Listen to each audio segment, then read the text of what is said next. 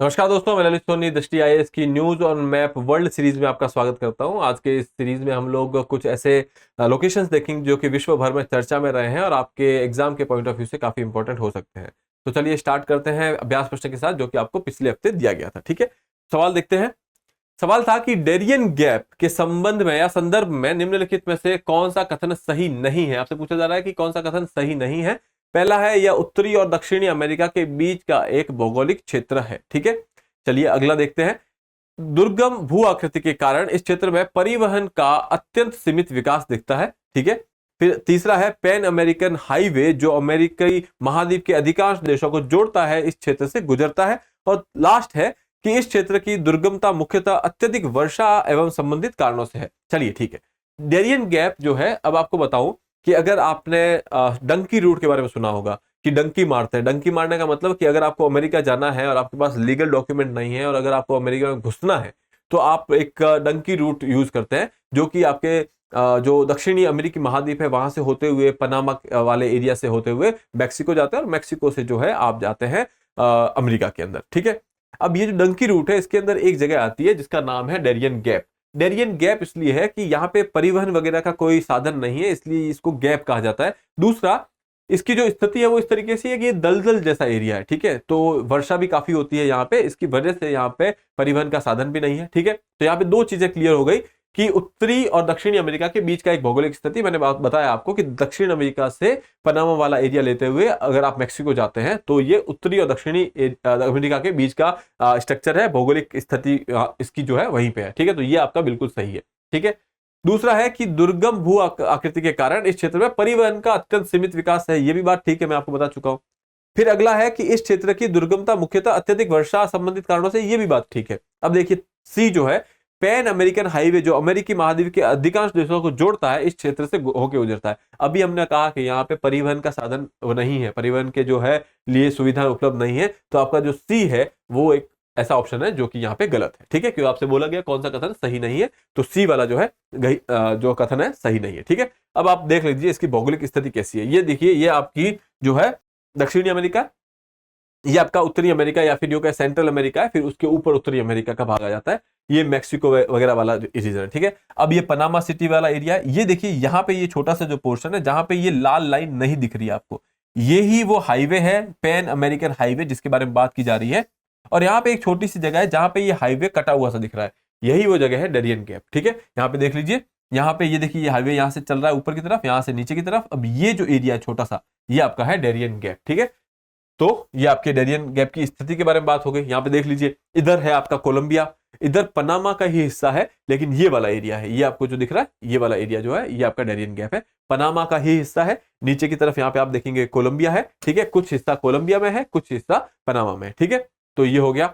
अब यहाँ पे आप ध्यान रखिएगा, इधर जो है गल्फ ऑफ डेरियन है, इधर की तरफ गल्फ ऑफ पनामा है। ठीक है, तो ये कुछ चीजें जो आपको पता होनी चाहिए। इस तरफ आपका कैरिबियन सी या फिर अटलांटिक सागर है, इधर नीचे पैसिफिक यानी प्रशांत महासागर है। ठीक है, चलिए यहाँ पे सेम स्थिति है, ये जो एरिया है यहाँ पे ये आपका पनामा, नीचे कोलंबिया, ये वाला एरिया आपका डेरियन गैप। ठीक है, रोड जो है मैं आपको बता चुका हूं कि यहाँ पे कहीं पे आकर के रोड एंड हो जाती है यहाँ तक, फिर रोड यहाँ से स्टार्ट होती है, तो ये इस एरिया में कोई रोड है नहीं। ठीक है, तो ये हो गया कुछ यहाँ की स्थिति के बारे में। बाकी हम लोग देख चुके हैं कि इधर जो है कैरिबियन सी है, इधर प्रशांत महासागर है, ये नॉर्थ अटलांटिक ओशन है। ठीक है, चलिए आगे बढ़ते हैं। पहले सवाल के साथ शुरू करते हैं। निम्नलिखित शहरों को पश्चिम से पूर्व के क्रम में व्यवस्थित कीजिए। इर्कुत्स्क, मॉस्को या फिर मास्को, फिर सेंट पीटर्सबर्ग या फिर व्लादिवोस्तोक। ओके, अब व्लादिवोस्तोक जो है अगर आपको पता हो तो हम लोग डिस्कस किए होंगे कभी कि चेन्नई से व्लादिवोस्तोक जाने के लिए मैरीटाइम सी रूट की बात की जा रही थी जो रशिया से कनेक्ट कर रहा है। मतलब कि ये जो है फार ईस्ट के अंदर है, जो हम लोग दूरस्थ पूर्व कहते हैं रशिया का जिसे, तो वो है फार ईस्ट। ठीक है, अब ये कह रहा है ये ईस्ट की तरफ है, तो हमें कहां जाना है, पश्चिम से पूर्व की तरफ जाना है, मतलब ये वाला तो आपके सबसे लास्ट में होगा। ठीक है, तो 4 नंबर जहां पे लास्ट में है वो आपका आंसर हो सकता है। तो ये 4 नंबर इसमें भी है, 4 नंबर इसमें भी है, तो सी और डी तो आपका हो गया एलिमिनेट, खत्म हो गया। ठीक है, दूसरा बात, अगर हम लोग बात कर रहे हैं सेंट पीटर्सबर्ग की, अभी जो आपके पोर्ट है, रशिया का बहुत इंपॉर्टेंट बंदरगाह है सेंट पीटर्सबर्ग, जो यहां से जितना भी सामान जाता है वो सेंट पीटर्सबर्ग की तरफ जाता है। ठीक है, तो इसलिए ये जो है मोस्टली आप देखेंगे पूरा ही पश्चिम में है, रशिया के लगभग पश्चिम में है। तो आप कहेंगे कि सेंट पीटर्सबर्ग जो है पश्चिम में है और व्लादिवोस्तोक जो है वो पूर्वी पोर्ट है। ठीक है, तो आप देख लीजिए तीसरा जिसमें पहले आ रहा है, तीसरा जो है इसमें पहले आ रहा है और चौथा जो है इसमें लास्ट में आ रहा है। तो ऑप्शन बी जो है आपका सही उत्तर हो सकता है। देखिए सबसे पहले सेंट पीटर्सबर्ग तीसरा, फिर उसके जस्ट पास में मॉस्को। मॉस्को की और इसकी स्थिति लगभग इस तरीके से है कि ये ऊपर मॉस्को ऊपर सेंट पीटर्सबर्ग है और मॉस्को थोड़ा सा इधर इसके पूर्व में है नीचे की तरफ। ठीक है, तो फिर मॉस्को आ गया, फिर आपका इर्कुत्स्क और फिर है आपका व्लादिवोस्तोक। ठीक है, तो 3, 2, 1, 4 ऑप्शन बी जो है आपका यहाँ पे सही उत्तर है। अब इसको मैप पे देख लेते हैं। देखिए ये जो एरिया आपको दिख रहा है ये आपका है सेंट पीटर्सबर्ग। अब इसके नीचे थोड़ा सा ही नीचे यहाँ पे ये जो दिख रहा है ये आपका है मॉस्को, एकदम नीचे ही है लेकिन थोड़ा सा फर्क है, कुल मिला के ये इसके पूर्व में है, ये आप थोड़ा ध्यान रखिएगा। फिर आगे बढ़ते हैं थोड़ा सा इधर, तो ये है आपका इर्कुत्स्क। ठीक है, और उसके बाद व्लादिवोस्तोक तो है यहाँ पे, ये आपके रशिया के फार ईस्ट में है। तो हमने देख लिया ये सेंट पीटर्सबर्ग, मॉस्को, इर्कुत्स्क और व्लादिवोस्तोक। ठीक है, आगे बढ़ते हैं दूसरा सवाल। दूसरा सवाल है हवाई द्वीप समूह के संदर्भ में निम्नलिखित कथनों पर विचार कीजिए। पहला है अमेरिकी मुख्य भूमि उत्तरी और दक्षिणी अमेरिका की तुलना में यह एशियाई मुख्य भूमि से अधिक निकट है। ठीक है, देख लेंगे। फिर दूसरा है कि इसका निर्माण ज्वालामुखी क्रियाओं की वजह से हुआ। ये बात बिल्कुल ठीक है। अब पहले वाले को देखते हैं कि ये अमेरिका की मुख्य भूमि के पास में पड़ता है या फिर एशियाई। ठीक है, चलिए देखते हैं। अब ये प्रशांत महासागर के अंदर स्थित है, ये है हवाई आइलैंड। अब यहां से अगर आप डिस्टेंस देखें, ये आपका एशिया की तरफ जाता है। अगर ये कमचटका पेनिनसुला ये आपके 5100 किलोमीटर के आसपास है। फिर थोड़ा सा नीचे अगर होन्शु वगैरह जापान के आसपास देखें तो ये आपका 7150 किलोमीटर के आसपास है। जबकि अगर हम लोग अमेरिका के पास की स्थिति देखें तो आपकी 3800 किलोमीटर है। तो हम कह सकते हैं कि अमेरिका के ज्यादा पास पड़ता है, ना कि एशिया के। ठीक है, तो यहाँ पे वापस देख लीजिए, अमेरिका मुख्य भूमि की तुलना में एशियाई मुख्य भूमि के अधिक निकट है। ये बात गलत है क्योंकि ये अमेरिका के अधिक निकट है। ठीक है, दूसरा बात बिल्कुल सही है, फैक्चुअल इंफॉर्मेशन जो आपको पता होनी चाहिए। तो ऑप्शन बी जो है आपका यहाँ सही उत्तर होगा। ठीक है, चलिए अगला देखते हैं। निम्नलिखित देशों की अवस्थिति पर विचार कीजिए। Central African Republic, Libya, Djibouti, Kenya, Cameroon. उपयुक्त में से कितने देश सूडान के साथ अपनी स्थलीय सीमा साझा करते हैं? 1, 2, 3 या 4। ठीक है, अब अगर आपको पता है मैप के बारे में थोड़ा सा, तो आपको पता होगा लीबिया के साथ तो है, इधर जिबूती के साथ नहीं है, कैमरून के साथ नहीं है और कीनिया के साथ नहीं है। ठीक है, तो केवल 2 आपका इसका आंसर होगा। उससे पहले एक बार हम लोग देख लेते हैं ताकि आपको भरोसा हो जाए। ठीक है, अब देखिए ये है सूडान। सूडान यहाँ पे देखिए लीबिया के साथ इसकी सीमा है, 1 इजिप्ट के साथ है, छाड़ के साथ है, यहाँ पे सेंट्रल अफ्रीकन रिपब्लिक के साथ है, साउथ सुडान के साथ है, इथियोपिया के साथ है, एरिट्रिया के साथ है। ठीक है, लेकिन यहाँ जिबूती इस तरफ है, जिबूती के साथ नहीं है। ठीक है, फिर कैमरून, कैमरून इधर है, इसके साथ भी नहीं है, और यहाँ कीनिया, कीनिया के साथ भी नहीं है। तो कैमरून, कीनिया और जिबूती के साथ नहीं है। तो कैमरून, जिबूती और कीनिया इन तीनों के साथ नहीं है, केवल 2 के साथ, साउथ अफ्रीकन रिपब्लिक और लीबिया। यहाँ पे देख लीजिए एक बार फिर से, साउथ अफ्रीकन रिपब्लिक, ठीक है, सेंट्रल अफ्रीकन रिपब्लिक सॉरी, और दूसरा लीबिया। ठीक है, तो इन दोनों के साथ है। तो केवल 2, ऑप्शन बी जो है आपका यहाँ पे सही उत्तर होगा। ठीक है, आगे बढ़ते हैं। निम्नलिखित कथनों पर विचार कीजिए। कर्क रेखा दक्षिण अमेरिका से नहीं गुजरती है। दूसरा, भूमध्य रेखा दक्षिण अमेरिका के केवल 3 देशों से गुजरती है। फिर उसके बाद है अंटार्कटिक वृत्त दक्षिण अमेरिका में केवल चिली से होकर गुजरती है। पहली बात करें अगर कर्क रेखा दक्षिण अमेरिका से नहीं गुजरती है, बिल्कुल ठीक बात है। फिर दूसरी है भूमध्य रेखा दक्षिण अमेरिका के केवल 3 देशों से गुजरती है, ये भी बात बिल्कुल ठीक है, हम लोग देख भी लेंगे। फिर आपका है अंटार्कटिक वृत्त जो है आपका, एंटार्क्टिक सर्किल जो है वो केवल चिली से गुजरता, नहीं ऐसा नहीं है, वो चिली से भी नहीं गुजरता। ठीक है, तो यहाँ पे केवल 2 स्टेटमेंट जो है आपके सही है, पहला और दूसरा। ऑप्शन ए जो है आपका यहाँ पे सही उत्तर होगा। एक बार इसको देख लेते हैं। देखिए यहाँ पे अगर हम लोग कर्क रेखा की बात करें तो वो ऊपर की तरफ है कहीं, ये आपका इक्वेटर है, ये 0 डिग्री है इक्वेटर। अब इक्वेटर निकलता है, ठीक है, उसके बाद ये 10 डिग्री की लाइन है जो भी निकल रही है, ठीक है, लेकिन इसके ऊपर 23.5 डिग्री नहीं निकल रही है। ठीक है, तो ये बात हो गई एक कि यहां से कर्क रेखा पास नहीं करती, लेकिन मकर रेखा करती है, ट्रॉपिक ऑफ कैप्रिकॉर्न करता है। ठीक है, फिर अगर हम बात करें कि इक्वेटर जो है वो कितने उससे होकर के गुजरता है, तो ये आपका इक्वेटर है 3 देशों से होकर गुजर रहा है। एक है आपका इक्वेडोर, ठीक है, फिर दूसरा है कोलंबिया, फिर तीसरा है यहाँ पे ब्राजील। ठीक है, तो ये बात हो गई बिल्कुल ठीक।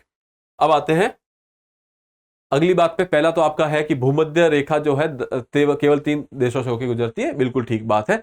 फिर है आपका कर्क रेखा के बारे में हमने देख लिया कि ये नहीं गुजरती है। अंटार्कटिक वृत्त सर्किल, अब यहाँ पे देखिए ये जो आपका यहाँ पे, अच्छा ठीक है यहाँ नहीं दिया हुआ है, इस मैप में देखिए ये आपका जो सर्किल दिया हुआ है नीचे, ये अंटार्कटिक, ये आपका है 68.5 डिग्री के आसपास। जो ये वाला जो है ये आपका देखेंगे कि चिली विली से कहीं नहीं गुजर रहा है, एकदम साउथ अमेरिकन कॉन्टिनेंट के नीचे। ठीक है, तो आप कहेंगे कि चिली से भी ये नहीं गुजरता है। तो आपका तीसरा स्टेटमेंट यहाँ पे गलत हो गया, क्योंकि ये कह रहा है चिली से गुजरता है। बाकी आप देख लीजिए, ट्रॉपिक ऑफ कैप्रिकॉर्न मकर रेखा गुजरती है, इक्वेटर जो है वो गुजरता है, 3 देशों से गुजरता है, हमने वो भी देख लिया है। ठीक है, ट्रॉपिक ऑफ कैंसर ये रही आपकी कर्क रेखा ऊपर की तरफ है, ये अमेरिकन कॉन्टिनेंट, दक्षिण अमेरिका के कॉन्टिनेंट से कोई लेना देना नहीं है इसका। ठीक है, और रही बात आर्कटिक सर्कल की, तो वही ये आपका 66 डिग्री और 33 मिनट साउथ है, ये आपका 66 डिग्री और 33 मिनट नॉर्थ है, जो कि है आपका आर्कटिक वृत्त। ठीक है, चलिए आ जाते हैं सवाल पे। तो आपका सही उत्तर क्या है, 1 और 2। ठीक है, आगे बढ़ते हैं। क्वेश्चन नंबर 5, निम्नलिखित में से कौन सी जल राशि इटली के तट को स्पर्श नहीं करती है? टेरेनियन सागर, आयोनियन सागर, एडियाटिक सी, या फिर गल्फ ऑफ अकाबा यानी अकाबा की खाड़ी। ठीक है, तो ऑप्शन डी आपका यहाँ पे सही उत्तर है। बाकी ये तीनों करती है, अकाबा थोड़ा दूर पड़ता है, देख लीजिए। ये देखिए, ये आपका इटली है, इसको आपको पता होगा कि लेडीज बूट भी कहा जाता है इसकी शेप की वजह से। ठीक है, अब ये रहा एडियाटिक सी, ये टेरेनियन सी, ये आपका आयोनियन सी। अब गल्फ ऑफ अकाबा देख लीजिए, ये रहा इधर। ठीक है, ये जो एरिया है, जब हम बात करते हैं इजराइल वाले एरिया की, तो इजराइल के नीचे की तरफ जो वाटर बॉडी है या जो जल राशि है, ये आपका गल्फ ऑफ अकाबा है। ठीक है, तो ये दूर पड़ता है, इसलिए इसका कोई लेना देना है नहीं वैसे। चलिए, तो यहाँ पे ऑप्शन डी जो है आपका यहाँ सही उत्तर होगा। अगला सवाल देखते हैं, और ये हमारा अंतिम सवाल होगा। निम्नलिखित झीलों की अवस्थिति पर विचार कीजिए। तिमशा झील, बिटर झील और गाटून झील, इनमें से कौन सी ऐसी है जो स्वेज नहर से संबंधित है? ठीक है, अब अगर आपने पहले कभी ये लेक्चर्स देखे होंगे तो आपको पता होगा, हमने पनामा डिस्कस किया था। पनामा नहर, पनामा नहर जो है वो वहां पे अगर हम लोग बात करें तो वहां एक इंपॉर्टेंट झील है जिसका नाम है गाटून झील। ठीक है, तो ये आपका तीसरा तो यहाँ नहीं होगा क्योंकि ये स्वेज से नहीं है। बाकी टिम्सा और बिटर देख लेते हैं। टिम्सा और बिटर अगर हम लोग देखें, यहाँ पे देखिए ये आपकी स्वेज कैनाल है। स्वेज कैनाल किसको जोड़ती है तो देख लीजिए आप, अगर हम लोग को एशिया से, यानी कि अगर साउथ ईस्ट एशिया से ट्रेड करना है यूरोप की तरफ, तो पहले जो रास्ता था वो ये था, आपको केप ऑफ गुड होप घूम करके वहां जाना पड़ता था, काफी लंबा रास्ता था। ठीक है, लगभग 11,800 नॉटिकल माइल का रास्ता था। लेकिन फिर स्वेज कैनाल बनाई गई। स्वेज कैनाल जो है अब 26 दिन में ये रास्ता पूरा करती है। 8500 नॉटिकल माइल्स की है। पहले आपको 36 दिन लगते थे, अब आपको 26 दिन लगते हैं। 10 दिन का यहाँ पे फायदा है। ठीक है, और ये आप देख लीजिए कि आपकी साउथ ईस्ट एशिया की जो भी ट्रेड है वो स्वेज कैनाल से होकर के जाती है यूरोप की तरफ। ठीक है, अब यहाँ पे लेक्स के बारे में बात करें अगर, तो ये आपका स्वेज कैनाल का एरिया है। ठीक है, स्वेज यहाँ से होकर जाता है, नीचे की तरफ आपको गल्फ ऑफ स्वेज है, स्वेज की खाड़ी है, ऊपर की तरफ मेडिटेरेनियन सागर है। ठीक है, तो ये आपका हो गया। अब यहाँ पे देखिए, ये जो एरिया है जिसके बारे में हम लोग यहाँ देख रहे हैं, यही एरिया यहाँ पे जूम किया हुआ है। यहाँ पे देखिए, ये है टिमशा लेक। ठीक है, अलबला कैनाल भी है यहाँ पे। ठीक है, उसके अलावा यहाँ पे देखिए ग्रेटर बिटर लेक है, फिर लिटिल बिटर लेक है। ठीक है, बिटर लेक जो है 2 तरीके की है, एक लघु है और एक दीर्घ है, ग्रेटर है और एक लिटिल है। तो आप ये ध्यान रखिएगा कि इनको दोनों को कंबाइंड जो कहते हैं बिटर झील कहा जाता है। ठीक है, इसके ऊपर तिमशा झील है, तो आप ये कहेंगे ये दोनों स्वेज से संबंधित है। तो आ जाते हैं सवाल पे, ये भी स्वेज से संबंधित है, ये भी स्वेज से संबंधित है। 1 और 2 यानी कि ऑप्शन बी जो है आपका यहाँ सही उत्तर है। ठीक है, अब अंत में आपके लिए एक प्रैक्टिस क्वेश्चन है जो कि आपको करना है और उसका जवाब देना। उससे पहले आप देख लीजिए, ये पुराना रूट है जिसके बारे में बता चुका हूं, ये आपका नया रूट है। ठीक है, ये पनामा की बात हो रही है। यहाँ पे पनामा के, मैंने आपको बताया था पनामा, यहाँ पे एक जो गाटून झील जो है वो यहाँ लोकेटेड है। पनामा कैनाल जो है वो आपके उत्तरी अमेरिका और दक्षिणी अमेरिका को जोड़ती है। ठीक है, और स्वेज कैनाल हमने देखा कि वो गल्फ ऑफ स्वेज से जो आपका मेडिटेरेनियन सी है उसको जोड़ती है। ठीक है, चलिए, ये पनामा है, ये आपका पनामा है, और यहाँ पे जो ये इधर जो है पनामा कैनाल है जो इसको जोड़ रही है आपको कैरिबियन सी से प्रशांत महासागर को। और यहाँ पे ये जो झील आपको दिख रही है ना, ये झील है आपकी गाटून लेक, यहाँ पे दिया हुआ है गाटून लेक। ठीक है, चलिए अभ्यास प्रश्न देख लेते हैं। एक व्यक्ति केवल स्थल मार्ग यानी रेल मार्ग या सड़क मार्ग से भारत से यूनाइटेड किंगडम जाना चाहता है, उसे न्यूनतम कितने अन्य देशों से गुजरना पड़ेगा?